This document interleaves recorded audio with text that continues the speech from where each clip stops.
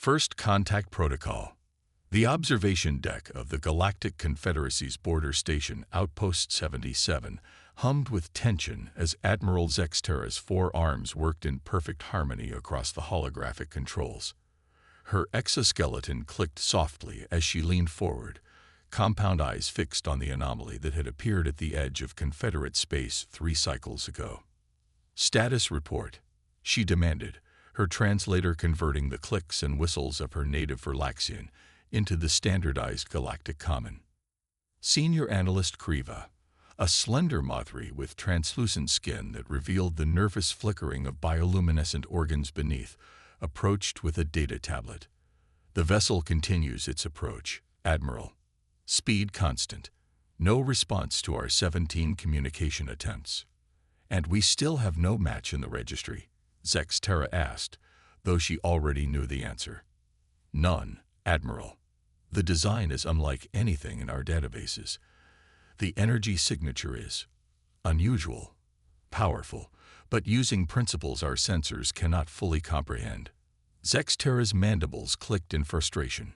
In her 600 cycles serving the Confederacy, she had encountered 47 new species. All had followed the same pattern after detecting the Confederacy's presence: immediate retreat or communication attempts. This vessel did neither. It simply continued its deliberate course directly toward one of the Confederacy's most vital and heavily defended sectors. "Visual on main display," she ordered. The central hologram expanded, revealing the approaching ship in stunning detail. It was angular and asymmetrical in a way that offended the Verlaxian sense of proper design. Jutting protrusions that could only be weapons platforms dotted its hull. Most concerning were the massive engine structures that pulsed with an energy that caused the Confederacy's sensors to fluctuate erratically. "It is clearly a warship," observed Grand Strategist Ulo, a gaseous forum whose containment suit glowed amber with concern. "The design priorities defense and offensive capabilities over efficiency or aesthetics. Yet it makes no attempt to conceal itself," countered Ambassador Thex, the station's ranking diplomatic officer. The Lumary's skin shifted through patterns of blue and green, indicating deep thought. A species advanced enough to build such a vessel would surely understand basic stealth principles. "Unless they wish to be seen," Zextera said.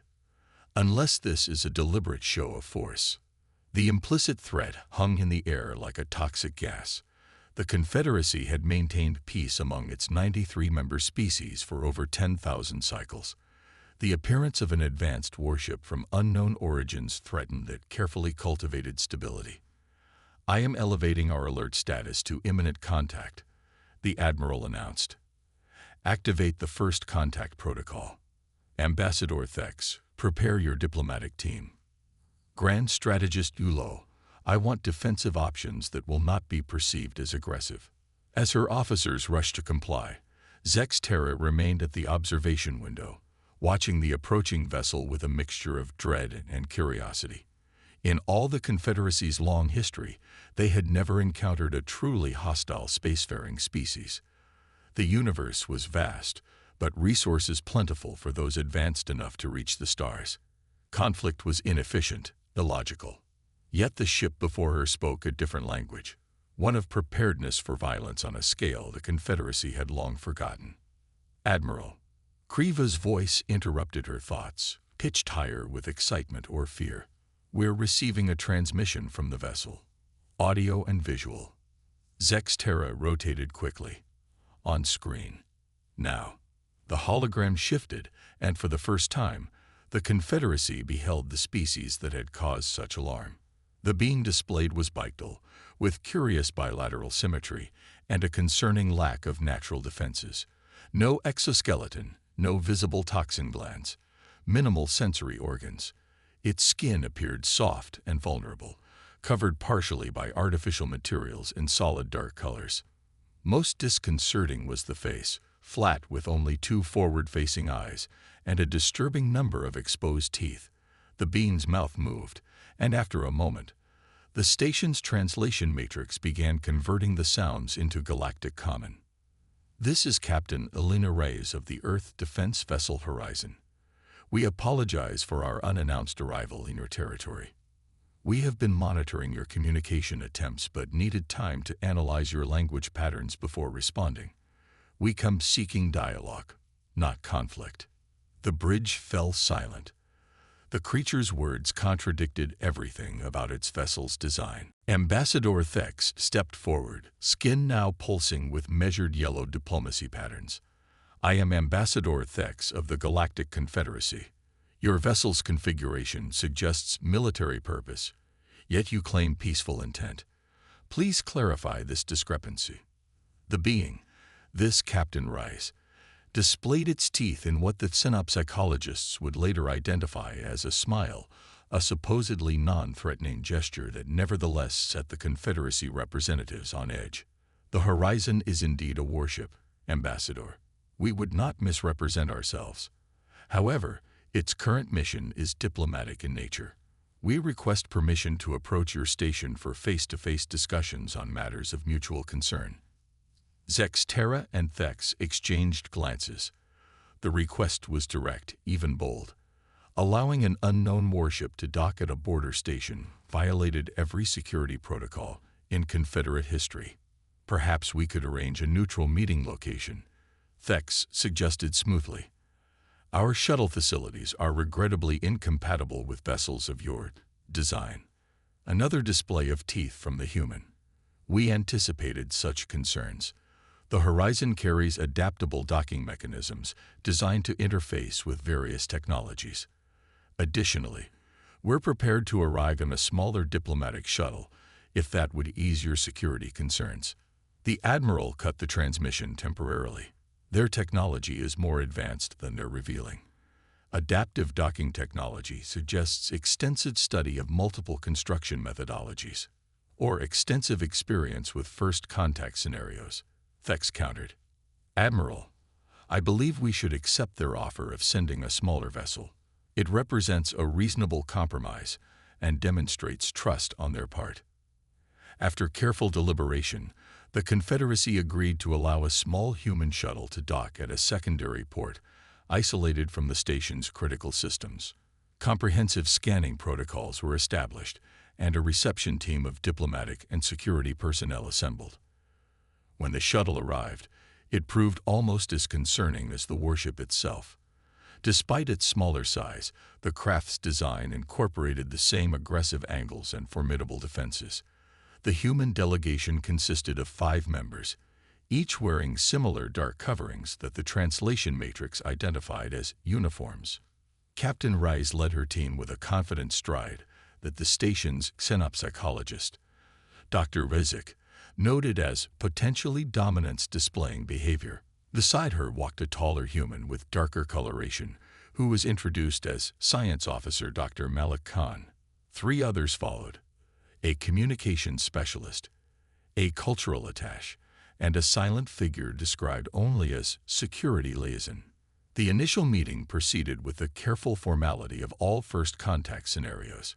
Basic information was exchanged about respective civilizations, though the humans seemed surprisingly guarded about their homeworld and the extent of their territory.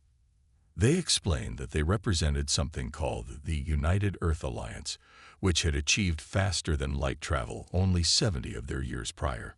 Remarkably recent technological advancement, Ambassador Thex observed. Most species require centuries between atmospheric flight and practical FTL travel. We developed rapidly out of necessity, Dr. Khan explained, his expression unreadable to Confederate observers. It was when the discussion turned to the purpose of their mission that tensions began to rise. Captain Rice activated a holographic display from a device on her wrist, showing what appeared to be another spacecraft, though with a biological, asymmetrical design utterly unlike their own vessel. "We have been tracking this ship for the past 18 months, she explained. "It has destroyed 3 of our outposts and 2 colony vessels.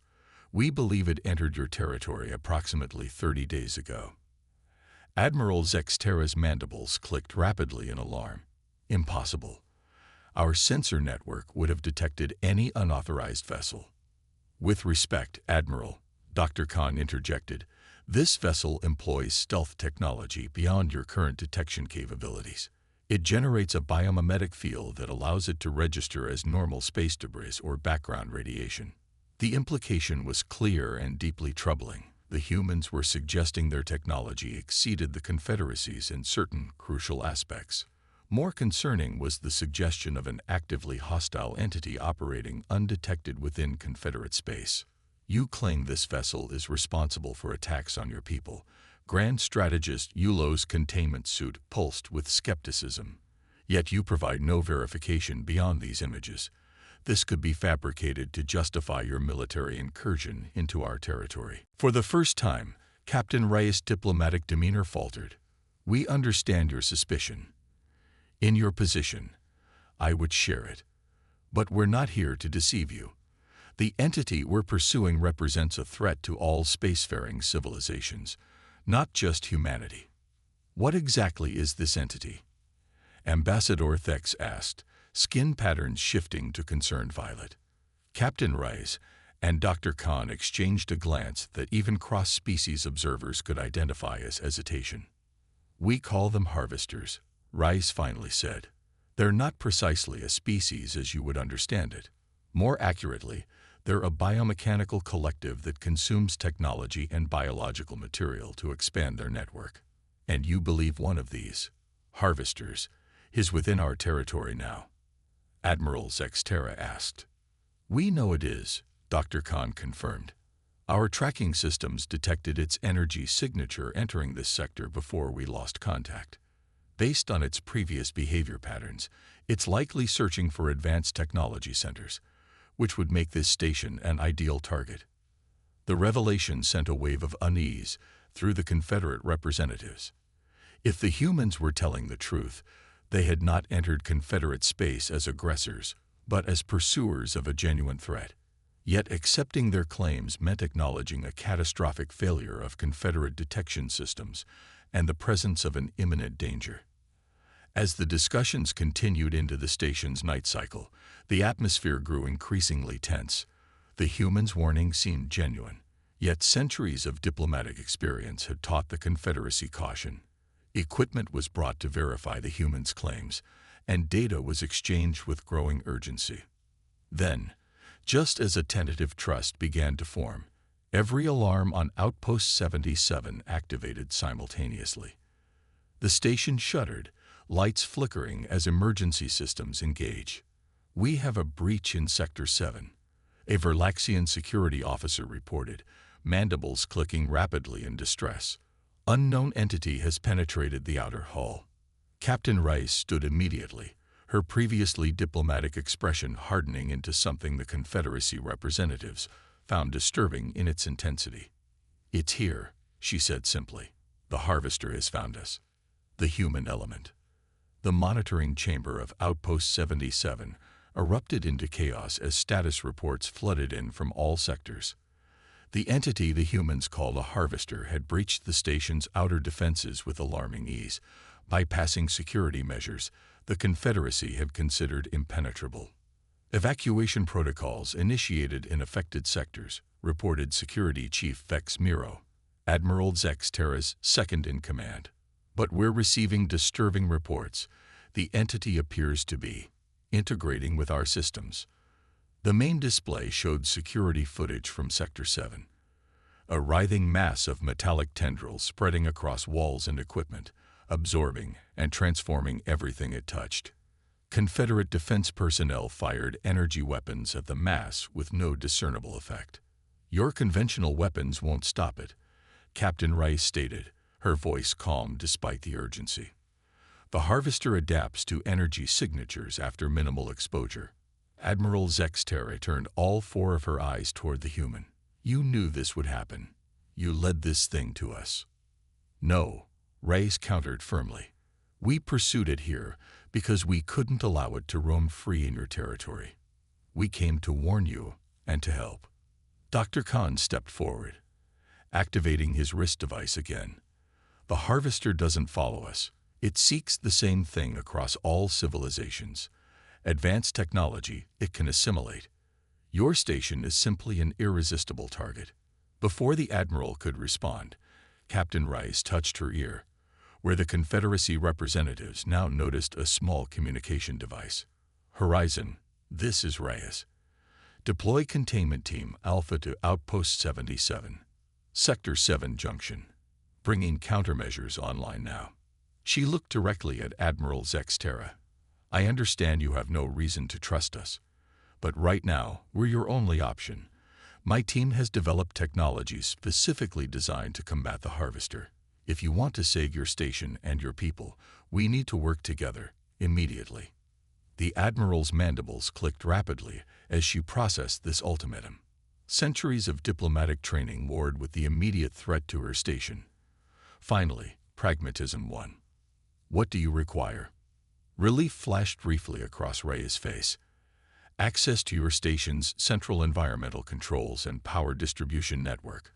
We need to isolate the Harvester and create a contained zone where we can deploy our countermeasures. And what exactly are these countermeasures? Grand Strategist Yulo demanded, his containment suit pulsing red with suspicion. Dr. Khan answered, a targeted electromagnetic pulse combined with nanite disruptors.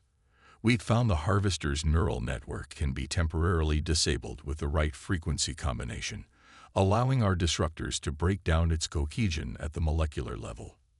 Within minutes, a team of 6 additional humans had arrived from the horizon, carrying equipment unlike anything the Confederacy had seen. While Captain Rice coordinated with Admiral Zexterra, Dr. Khan led the technical team in setting up what they called a containment grid. The Harvester operates like a networked intelligence, Khan explained as he worked. Each component communicates with the whole through quantum entanglement. If we can disrupt that communication, the separate pieces become vulnerable. Security Chief Vex Miro watched the humans work with professional interest. Your species appears well prepared for combat scenarios, she observed. Not by choice, replied a human technician without looking up from her work. When the Harvesters first appeared in our space, we lost an entire colony before we even understood what we were fighting. Everything we know, we learned through tragic experience. As the containment grid neared completion, the station shuddered again. The main display showed the Harvester had absorbed nearly a quarter of Sector 7, growing in mass and complexity with each system it integrated. It's adapting faster than anticipated, Dr. Khan noted with concern. The Confederate technology appears particularly compatible with its assimilation protocols. Captain Rice turned to Admiral Zexterra. We need to implement now, even though the grid isn't fully optimized. Each minute we wait gives it more station resources to convert. The Admiral raised her upper limbs in agreement. Proceed. What followed demonstrated why the humans had arrived in a warship. With precision that spoke of extensive combat experience, the human team executed a coordinated operation that combined technical expertise with tactical efficiency. Half the team activated the containment grid while the others deployed mobile disruption units at strategic points around the Harvester's perimeter. The Confederate personnel found themselves relegated to supporting roles, following instructions from beings they had considered potentially hostile mere hours before. Initiating pulse sequence, Dr. Khan announced. Disruption field active in 3, 2, 1. The lights throughout the station dimmed as power was diverted to the human devices. On the display, the writhing mass of the Harvester suddenly convulsed, its metallic tendrils contracting as the electromagnetic pulse hit. Immediately, the human team activated the second phase of their assault, nanite disruptors that targeted the now vulnerable entity. For several tense minutes, the battle remained uncertain. The Harvester fought back, sending surges through the station's systems that forced emergency shutdowns. But gradually, inexorably, the humans gained ground. The entity began to fragment, its components losing cohesion as the disruption field intensified. It's working, Ambassador Thex observed, skin patterns showing amazement in bright pulses of blue. Indeed, the display showed the Harvester retreating, its mass diminishing as the nanites broke down its structure. The human team pressed their advantage, adjusting frequencies and intensifying the disruption field until, with a final surge of power, the entity collapsed entirely, reduced to inert metallic dust. In the aftermath, As emergency teams secured the affected areas, the dynamic between the Confederacy representatives and the humans shifted dramatically. What had begun as suspicion transformed into cautious respect. "Your intervention saved this station and countless lives," Admiral Zex Terra acknowledged formally during the debriefing session. "The Confederacy owes you a debt of gratitude." Captain Rice shook her head, a human gesture of negation. This was a mutual defense scenario. The Harvester threatens all spacefaring species equally. Today it was your station. Tomorrow it could be another of our outposts. How many of these entities exist? Grand Strategist Yulo asked, containment suit now a thoughtful purple. "We've confirmed at least 7 distinct harvesters operating in explored space," Dr. Khan explained. "Each operates independently but seems to share information when they encounter each other. They're learning, evolving with each civilization they interact with." Ambassador Thex's skin rippled with concern. "And they target technology specifically. One wonders if technological advancement itself might be attracting these predators." "We've considered that possibility," Captain Rice admitted. "But regression isn't an option, not for humanity, and I suspect not for the Confederacy either. So we fight," Admiral Zex Terra stated simply. "We fight," Rice agreed, "but more effectively if we fight together." The ensuing discussions lasted through multiple station cycles as information was exchanged, strategies debated, and possibilities explored. The humans shared their knowledge of the harvesters, their capabilities, weaknesses, and patterns of behavior.